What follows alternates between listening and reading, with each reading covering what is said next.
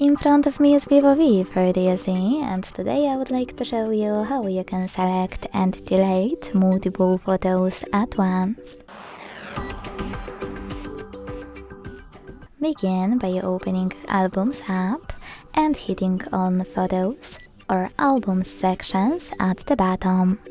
Wherever you decided after finding your photos you wish to get rid of, hold one of them and click on those three dots at the top right corner to pick Select All. Then click on the chosen ones that you wish to leave, and to get rid of all of those, 12 to be exact, use this bin at the top. Then hit delete and wait. Thanks so much for watching. If you enjoyed this video, leave a like, comment and subscribe. Bye!